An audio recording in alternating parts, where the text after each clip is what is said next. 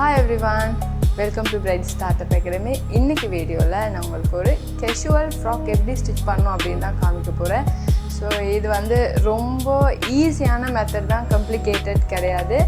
லாஸ்டிக் வச்சு ஒரு casual frock எப்படி ஸ்டிச் பண்ணணும் தான் காமிக்க போகிறேன். ஸோ ஃபஸ்ட்டு அதுக்கு வந்து எப்படி மார்க்கிங் பண்ணலாம் அப்படிங்கிறத பார்க்கலாம். இந்த மாதிரி விஸ்கோஸ் மெட்டீரியல் இருந்துச்சு அப்படின்னா நம்மளுக்கு வந்து அந்த ஃப்ராக் ஸ்டைப் பீசன்ட்டுன்னு சொல்கிற பேட்டர்ன் தான் நான் இன்றைக்கி உங்களுக்கு காமிக்க போகிறேன். ஸோ ரொம்பவே அது கம்ஃபர்டபுளாக இருக்கும் அண்ட் ஸ்டிச்சிங்கும் கூட ஈஸியாக இருக்கும். நான் இதுக்கு எடுத்திருக்கேன் விஸ்கோஸ் ஃபேப்ரிக். இப்போது இது வந்து எப்போவுமே நான் சொல்கிற மாதிரி ஹைட் வந்து கண்டிப்பாக இந்த செல்வேஜ் பக்கம் இருக்க வேண்டியது கட்டாயம். அப்போ தான் ப்ரொஃபஷ்னலாகவும் இருக்கும், மெட்டீரியல் ஸ்டிச் பண்ணவும் ஈஸியாக இருக்கும். ஸோ செல்வேஜ் டு செல்வேஜ் இந்த மாதிரி வச்சுட்டு நம்ம ஃபஸ்ட்டு மெட்டீரியலோட அகலத்தை 2 இந்த மாதிரி ஃபோல்ட் பண்ணிக்கலாம். தென் இதுக்கப்புறம் மெட்டீரியலோட இப்போ நம்ம 2 மடித்ததுக்கப்புறம் அகைன் நான் இதை இன்னொரு தடவை இப்படி மடிச்சுக்கிறேன். இந்த அகலம் இருந்தால் போதும். உங்களுக்கு இந்த அகலம் ஷார்ட்டாக இருக்குது அப்படின்னா நீங்கள் வந்து இதை ஃபுல்லாக ஓப்பன் பண்ணிவிட்டு மேலேருந்து கீழ்ப்புறமாக மடிச்சுக்கலாம். இந்த மாதிரி மடிச்சுக்க முடியும். இப்படி மடிக்கிறதுனால உங்களுக்கு ஹைட்டு வந்து கண்டிப்பாக இந்த செல்வேஜோட பக்கம் வரும். இது அகலம் ரொம்ப குறைவாக இருந்தால் மட்டும் இந்த மெத்தட் ஃபாலோ பண்ணலாம். இல்லைன்னா ஸ்மால் மீடியம் லார்ஜ் சைஸ்க்கெல்லாம் தாராளமாக இந்த மாதிரி அகலத்தையே நீங்கள் மடித்தா தாராளமாக போதும். ஸோ 4 மடித்ததுக்கப்புறம் மெட்டீரியல் இந்த மாதிரி இருக்குது. இப்போ வந்து ஃபஸ்ட்டு ஹைட்டை மார்க் பண்ணிக்கலாம். ஹைட் வந்து கம்பல்சரி இல்லை, உங்களுக்கு என்ன அளவு தேவையோ அதை மார்க் பண்ணிக்கலாம். நான் இப்போது மெட்டீரியல் வேஸ்ட் பண்ணக்கூடாது அப்படிங்கிறதுனால இந்த கார்னர்லேருந்து, அதோட என்னோடய ரைட் சைட்லேருந்து லெஃப்ட் சைடுக்கு வந்து ஹைட் வந்து நான் மார்க் பண்ணிக்கிறேன்.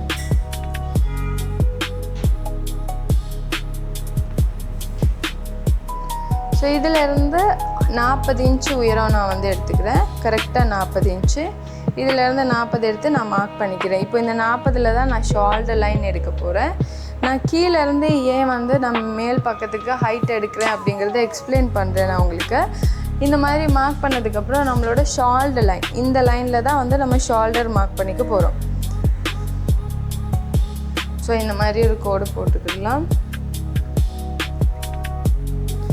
இந்த லைனில் நம்மளோட ஷோல்டர் மெஷர்மெண்ட், இதிலேருந்து நம்மளோட ஷோல்டர்,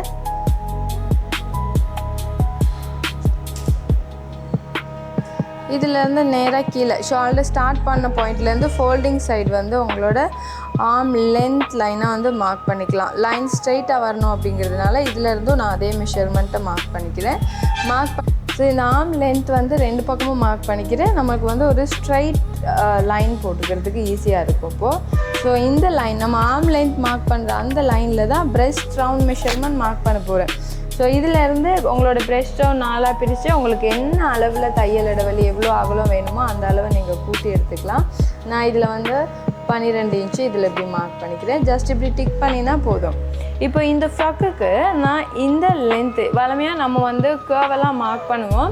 இதில் வந்து நான் டிரெக்டாக கர்வ் மார்க் பண்ண முன்னாடி வந்து பார்த்திங்கன்னா இதோட சென்டர் லைன், ஆர்ம் லென்த்தோட சென்டர் லைன் வந்து நான் இப்படி மார்க் பண்ணிக்கிறேன்.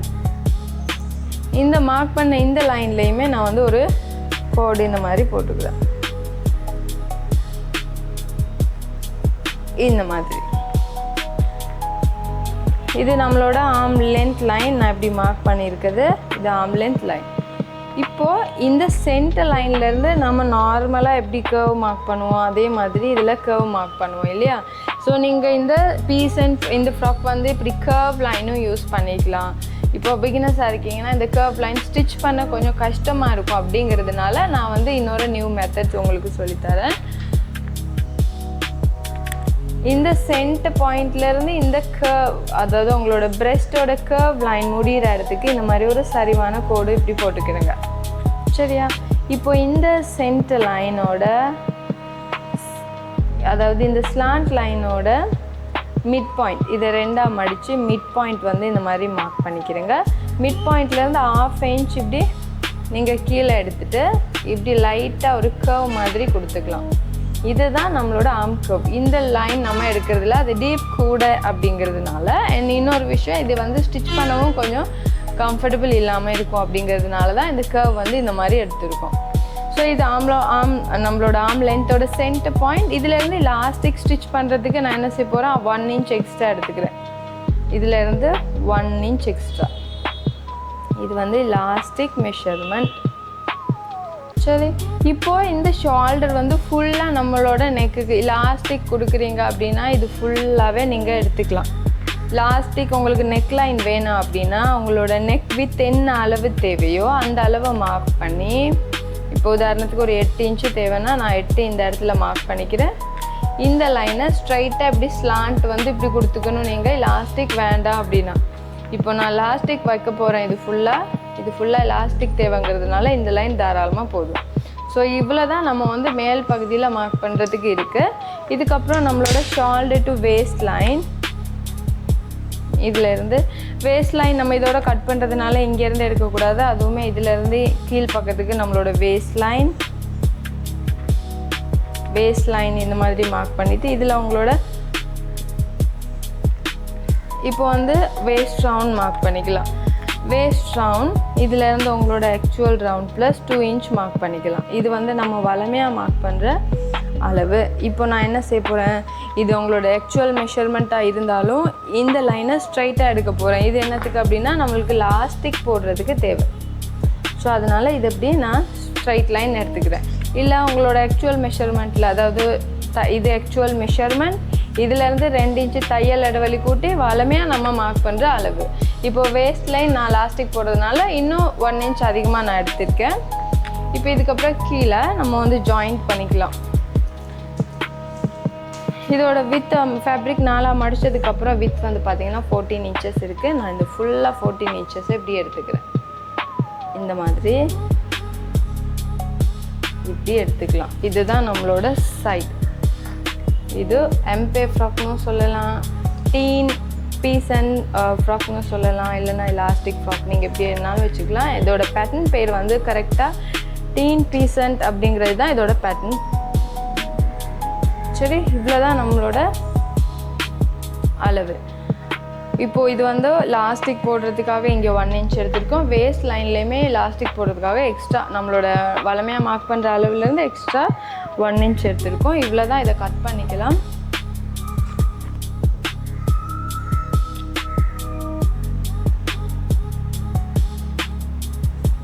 கட் பண்ணும்பொழுது இதில் நான் உங்களுக்கு ஸ்டார்டிங்கில் சொல்லியிருந்தேன் கீழேருந்து மேலே ஹைட்டு ஏன் நான் வந்து மார்க் பண்ணுறேன் அப்படிங்கிறது.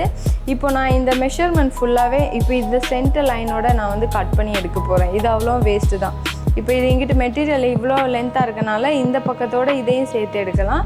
தனியாக நீங்கள் வந்து மேலேருந்து மார்க் பண்ணி கீழே எடுத்துட்டிங்கன்னா இதில் ஒரு பெரிய பீஸ் வந்து வேஸ்ட் ஆகும். அது வேஸ்ட் பண்ணாமல் இருக்கிறதுக்கு தான் நான் கீழேருந்து மேலே ஹைட் எடுத்திருக்கேன். இப்போ வந்து நம்மளோட தையல் இடைவெளி, எலாஸ்டிக் கொடுத்த தையல் இடைவெளி இந்த மாதிரி கட் பண்ணிக்கலாம். இந்த இடத்துல ஒரு சின்ன உங்களுக்கு டிப்ஸ் கொடுக்குறேன். இது வந்து இப்படி கட் பண்ணிட்டு ஸ்ட்ரைட்டாக கட் பண்ணாமல் இது இந்த 1 inch நீங்கள் எடுத்தது இப்படி மடிச்சுட்டு இந்த கர்வ் லைனை கட் பண்ணிக்குவோம்.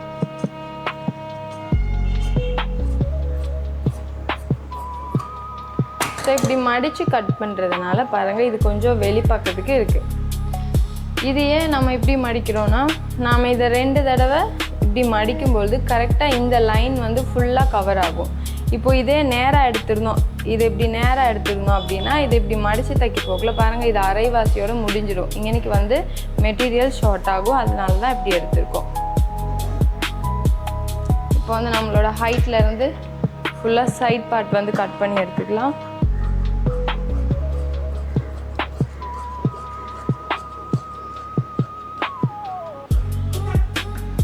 இவ்வளோதான்.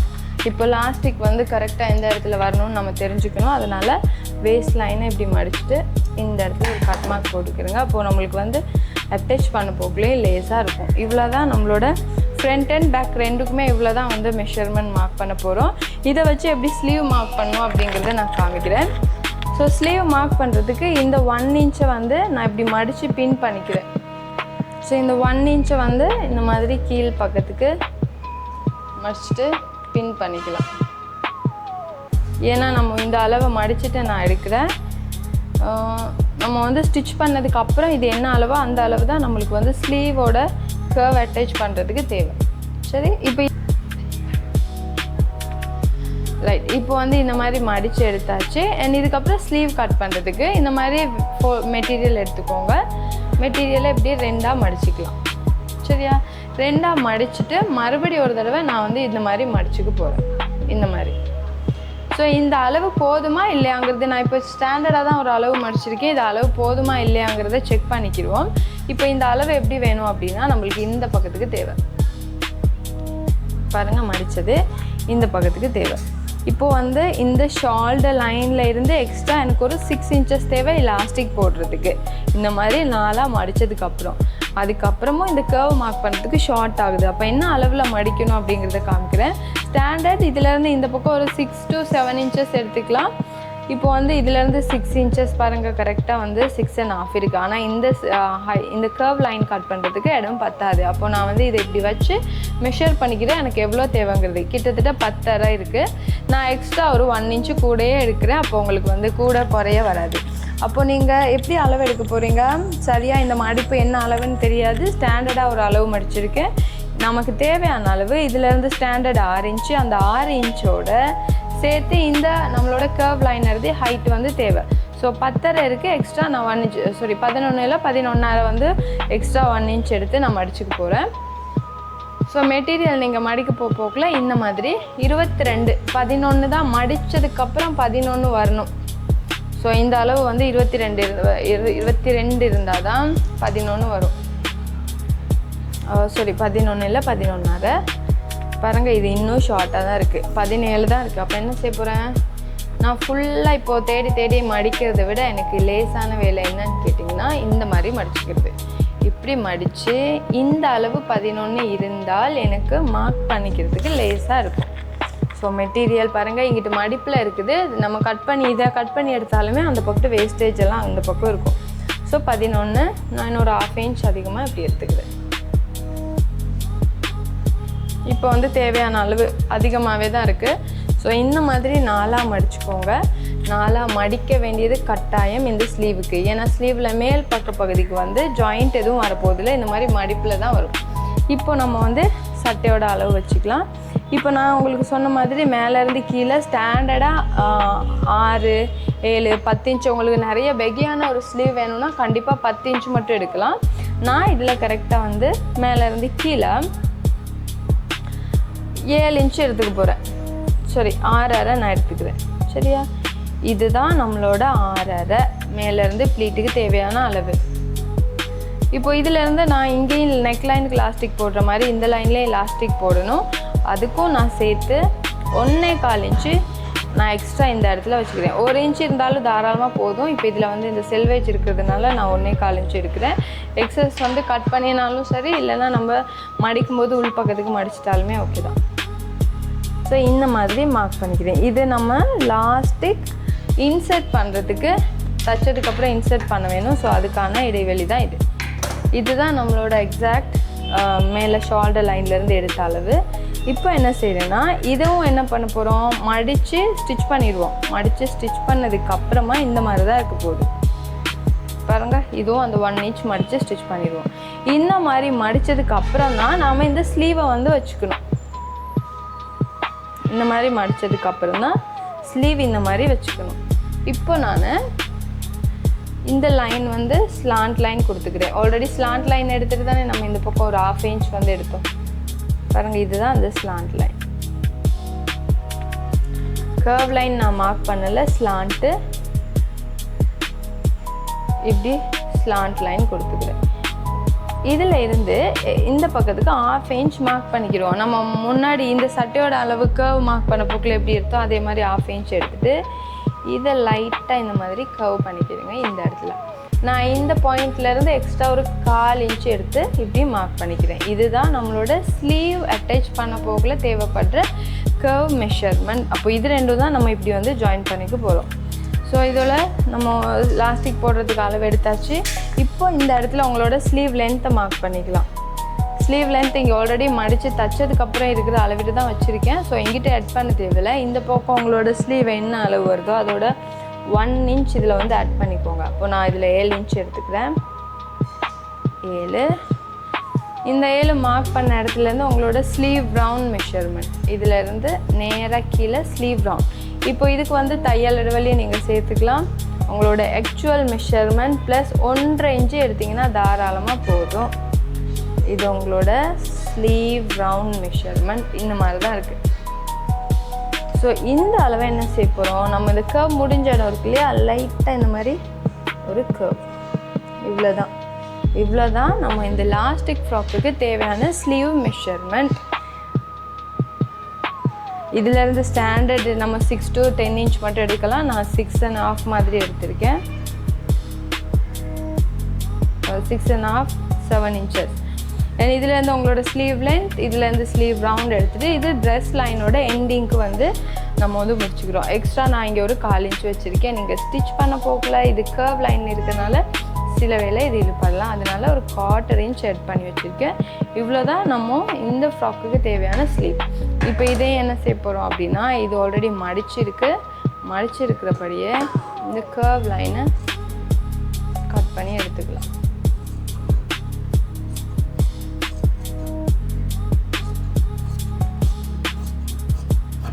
இவ்வளோதான் நம்மளோட ஸ்லீவ்.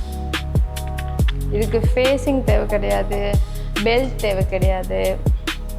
இவ்வளோதான் இந்த ஸ்லீவ்ஸ் இந்த ஃப்ராக்குக்கு இப்படி இருந்தால் சரி. இப்போ இதை தான் வந்து என்ன செய்ய போகிறோம்னா, நாங்கள் இந்த இடத்துல இதை வந்து இப்படி அட்டாச் பண்ண போகிறோம். இந்த மாதிரி இந்த துண்டு இதெல்லாம் நம்ம வந்து லாஸ்டிக் இன்சர்ட் பண்ணிடுவோம். இப்போ அதே மாதிரி நான் இந்த இடத்துல கட் மார்க் போட்டிருக்கேன் இல்லையா, இந்த கட் மார்க்கில் தான் லாஸ்டிக். ஸோ இதை எப்படி ஸ்டிச் பண்ணும் அப்படிங்கிறத காமிக்கிறேன். ஸோ ஒரு ஸ்மோக் வச்சு, அதாவது லாஸ்டிக் வச்சு எப்படி நம்ம மெஷர்மெண்ட்டோட கரெக்டாக மார்க் பண்ணி கட் பண்ணுங்கிறது ஃபுல்லாக வீடியோவில் பார்த்தாச்சு.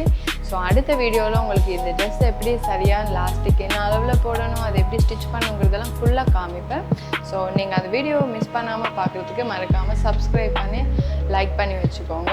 அண்ட் அது இல்லாமல் உங்களுக்கு இந்த ஃப்ராக்கில் எதுவும் டவுட்ஸ் இருக்குன்னா மறக்காமல் கமெண்ட் செக்ஷனில் கமெண்ட் பண்ணுங்கள். தேங்க்யூ.